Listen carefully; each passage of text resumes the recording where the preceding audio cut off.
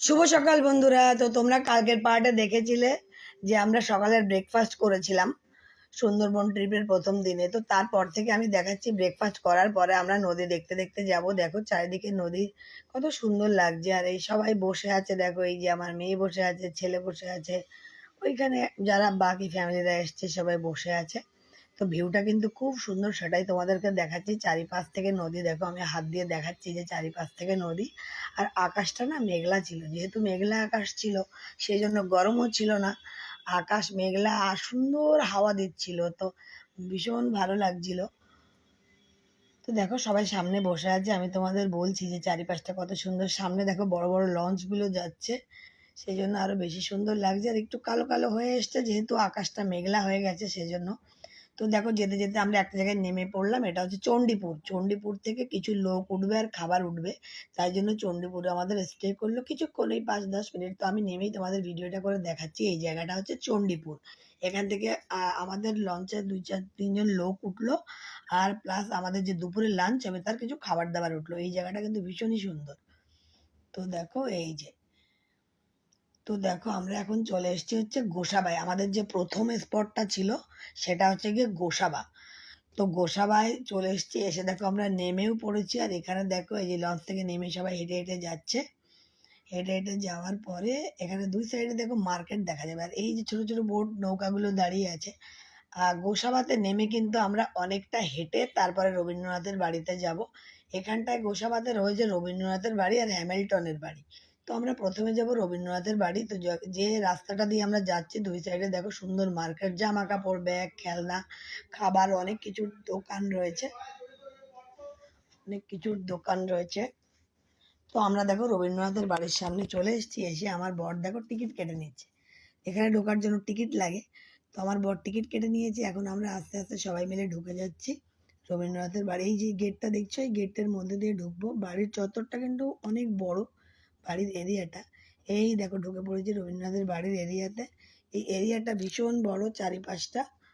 তো প্রথমে যাব রবীন্দ্রনাথের বাড়ির মধ্যে। তো বাড়ির মধ্যে যাব, এই যে ছোট রাস্তাটা দিয়ে বাড়ির মধ্যে যাব। এখানে একটা কাঠের একটা বাড়ি আছে দেখো, প্রচুর লোকজন, অন্যান্য লঞ্চের লোকজনও আছে, সব টুরিস্টরা এসছে।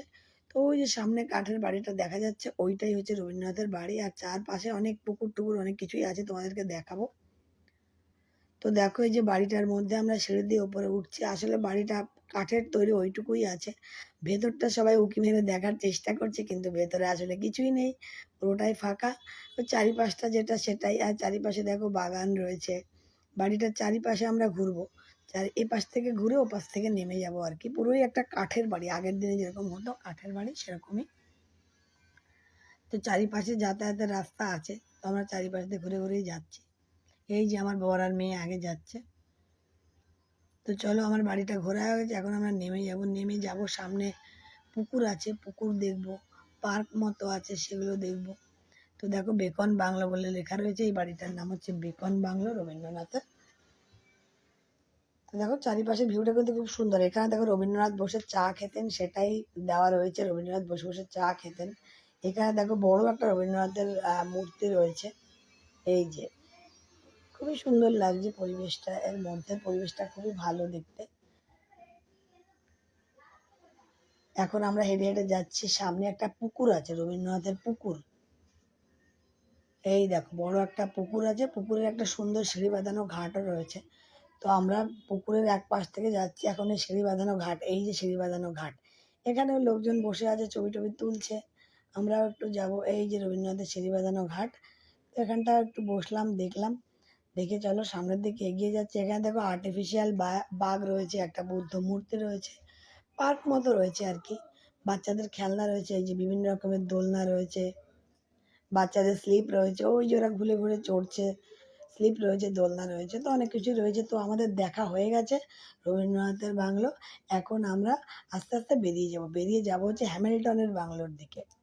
তো চলো আমি এই যে বেরিয়ে পড়লাম গেট দিয়ে। এই গেট দিয়ে বেরিয়ে এখন রাস্তা দিয়ে যাচ্ছি, হেঁটে হেঁটে কিছুটা যেতে হবে, 10 মিনিট হেঁটে। এই যে মার্কেটগুলো দেখতে দেখতে যাচ্ছি, যেখানে আর কি বাচ্চাদের খেলা টেলা অনেক কিছু পাওয়া যায়। তো দেখতে দেখতে ধরো 10 মিনিট হেঁটে চলে এসেছি হ্যামিল্টনের বাংলোতে। এবার চলে যাবো হ্যামিল্টনের বাংলো, তোমাদেরকে বলছি যে চলে আসো আমার সাথে। এই যে হ্যামিল্টনের বাংলো, বাকিরা দেখে চলে গেছে, আমি একটু লেট হয়ে গেছে তাই আর কি। এই যে হ্যামিল্টনের বাংলোটা একটা কাঠের বাংলো, যেটা তোমরা বাইরে থেকে দেখতে পাচ্ছ সিঁড়িওয়ালা কাঠের বাংলো এটাই। এটারও কিন্তু ভেতরে তেমন কিছুই নেই। বাংলোটার চারিপাশ থেকে আমি তোমাদের দেখাচ্ছি। এই একটা কাঠের বাংলো, হ্যামিল্টন সাহেবের বাংলো, যেখানে হ্যামিল্টন সাহেব এসেছিলেন।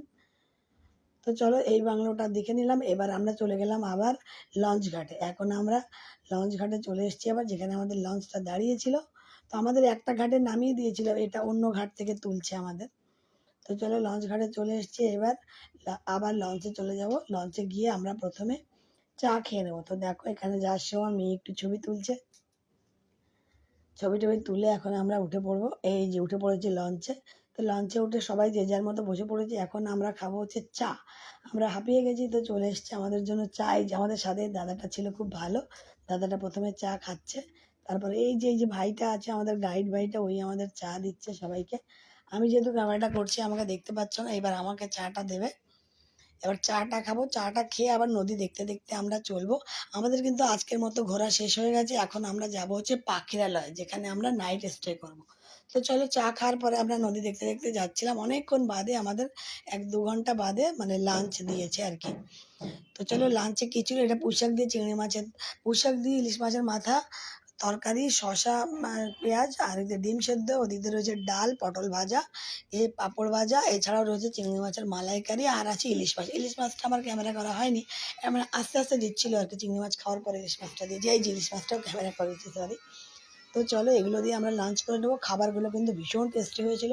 তো খেয়ে দিয়ে দেখো আমরা চলে এসেছি হচ্ছে পাখিরালয়। তো পাখিরালয়ে এসে নেমে পড়েছি। দেখো ওই যে পাখিরালয়ের ঘাট, চারিপাশের ভিউটা তোমাদেরকে দেখাচ্ছি আমি।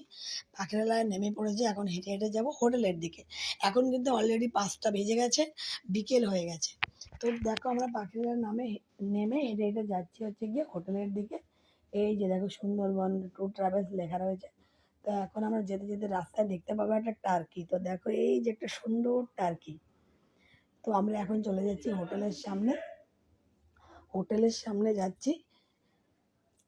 এই হোটেলেই কিন্তু এই যে চলে এসেছি হোটেলের সামনে, এই হোটেলেই আমরা রাত্রে থাকবো। সন্ধ্যায় ঝুমুর নাস্তা অনেক কিছুই হবে, রাত্রের ডিনার টিফিন সব এখানেই হবে। তো এই পার্টটা আমি এই পর্যন্তই রাখছি। এর পরের পার্টে তোমরা বাকিটা দেখতে পাবে। এখন আমরা হোটেলের মধ্যে এন্ট্রি নেবো, তার জন্য কিন্তু ফর্মালিটি আছে, আমার বর সেগুলো পূরণ করবে। তো চলো আমার বর সাইন টাইন করছে, আর আমি এখানটা অপেক্ষা করছি। এরপর যাবো হোটেলের রুমে। তো ভিডিওটা ভালো লেগে থাকলে লাইক কমেন্ট শেয়ার করে দিও। বাকিটা পরের পার্টে দেখাচ্ছি, ঠিক আছে? তো চলো বন্ধুরা, আর যারা বন্ধু করনি বন্ধু করে নিও আমাকে, ভালো ভালো ভিডিও দেখতে পাবে।